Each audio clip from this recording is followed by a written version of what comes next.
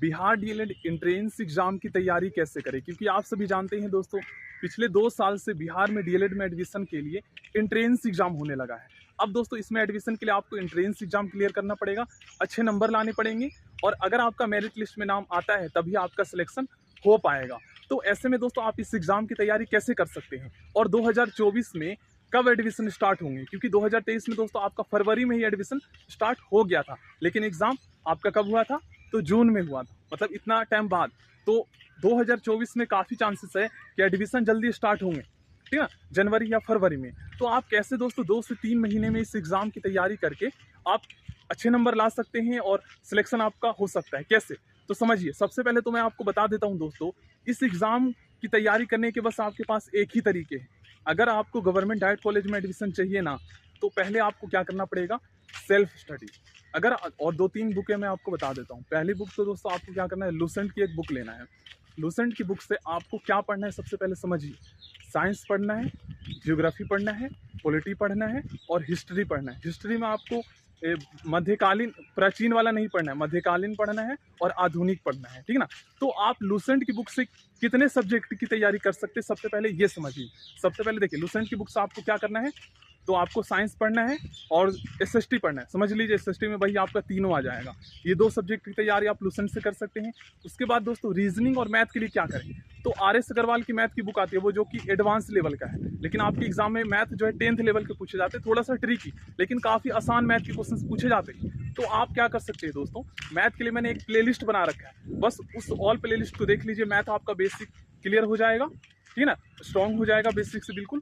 और मैथ के लिए एक बुक मैं आपको बता देता हूँ। मैथ के लिए एक जो है बेसिक मैथ बुक आता है, बेसिक मैथ बुक आपको जाकर बोलना है, ठीक है ना, किरण पब्लिकेशन की और अरिहंत की, दोनों में से जो अच्छा लगे ये खरीद लीजिएगा। अब इंग्लिश के लिए क्या करें, तो इंग्लिश के लिए दोस्तों प्लेन टू पैरामाउंट एक बुक आता है इंग्लिश की, या फिर लूसेंट की जनरल इंग्लिश की बुक ले लीजिए, उससे आप पढ़िए, ठीक है। इंग्लिश में ग्रामर के बेसिक क्वेश्चन आते हैं, इंग्लिश बहुत ही आसान तरीके से आप कर सकते हैं। अब आपको क्या करना है, हिंदी, हिंदी और मैथ, ये दोनों ज़्यादा से ज़्यादा इसमें क्वेश्चंस आते हैं। हिंदी में 25 क्वेश्चन और मैथ में 25 क्वेश्चन आते हैं, ठीक ना। तो आप हिंदी के लिए क्या कर सकते हैं, रस, अलंकार, छंद, मुहावरे, इस 4 सब्जेक्ट को आप कंप्लीट कर लीजिए, टॉपिक को, क्योंकि इसी से ज़्यादातर क्वेश्चंस पूछे जाते हैं। तो हिंदी के लिए कोई सा भी आप एक ग्रामर की जो है व्याकरण की बुक ले लीजिए और उससे पढ़िए। तो एकमात्र रास्ता है सेल्फ स्टडी से आप इस एग्ज़ाम को क्लियर कर सकते हैं। बाकी मैं तो तैयारी आपको करवाऊंगा ही, लेकिन जो रियलिटी है ये मैं बता देता हूँ, ये कोई नहीं बताएगा। जो पैड कोर्स बेचते हैं ना 500, 1000, 2000 रुपये में, ये वो नहीं बोलेगा, वो कहेगा पैड कोर्स खरीद लीजिए, हम आपकी तैयारी करवा देंगे। लेकिन जो रियलिटी है मैं बता देता हूँ, क्योंकि जब दोस्तों मैं आपको सपोर्ट करूँगा तभी आप हमें सपोर्ट करोगे। तो किसी को बताने में क्या जा रहा है, बताने से ही आपको नॉलेज बढ़ेगा और लोग सपोर्ट करेंगे, ठीक है ना। आजकल के टाइम में लोग यही है, पैड कोर्स खरीद लो, पैड कोर्स खरीद लो। भाई थोड़ा भी तो कुछ ये करो कि पैड कोर्स जो आप बेच रहे हो ना, उसमें से एक भी क्वेश्चन नहीं आते। पिछले साल बिहार बीएड एंट्रेंस एग्जाम में पैड कोर्स में से एक भी क्वेश्चन नहीं आए थे, तो स्टूडेंट पछता रहे थे खरीद कर।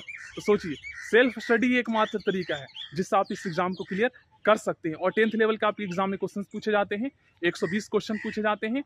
आपको एक लगभग 150 120 मिनट का ही टाइम दिया जाता है। एक क्वेश्चन 1 मिनट में करना होता है, निगेटिव मार्किंग नहीं होता। इसका बेनिफिट ये है कि जिस क्वेश्चन का आंसर आपको नहीं पता उसको करके आना है, अगर सही चला गया तो नंबर मिल जाएंगे, गलत चला गया तो नंबर डिडक्ट नहीं होंगे। लेकिन निगेटिव मार्किंग में नंबर जो है डिडक्ट हो जाते थे, तो ये बेनिफिट हो जाएगा। अब अभी से तैयारी करने में लग जाइए, आपका फॉर्म फरवरी या जनवरी में आ जाएगा।